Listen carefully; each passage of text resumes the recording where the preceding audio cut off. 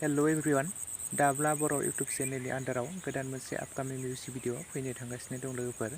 ओमफ्राय लोगोफोर बे गोदानै फैनो गोनां आपकामिं मोनसे बड' अफिसियेल बैसागु मिउजिक भिडिअआव गाहायै सोर सोर फाव खालामनायखौ नुनो मोनगोन आरो बेनि टाइटेला मा बेनि डिटेल्स मिथिनाय जायाखै लोगोफोर, जायनि थाखाय आं नोंथांमोननो शेयार खालामजोबनो हायाखै।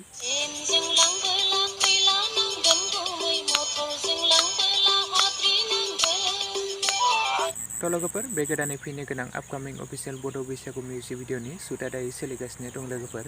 ओमफ्राय लोगोफोर बे गोदानै फैनो गोनां आपकामिं अफिसियेल बड' बैसागु मिउजिक भिडिअखौ जों थाबैनो दाब्ला बर' इउटुब चेनेलाव थाबैनो नुनो मोनगोन दे लोगोफोर। नोंथांमोना बयबो नायनो थाखाय एसे नेनानै थाथ'लायब्लानो जाबाय लोगोफोर। तो लोगोफोर लोगोसेनो दासिमनि सुंद' आपडेट भिडिअआ बेखिनियावनो। भिडिअखौ नायनानै मोजां मोनदोंब्ला लाइक खालामदो, शेयार खालामदो, लोगोसे साबस्क्राइब खालामना लादो, जाहाथे नोंथांमोना बेफोरबायदिनो माखासे गोदान गोदान आपडेट भिडिअ मोनबाय थायो।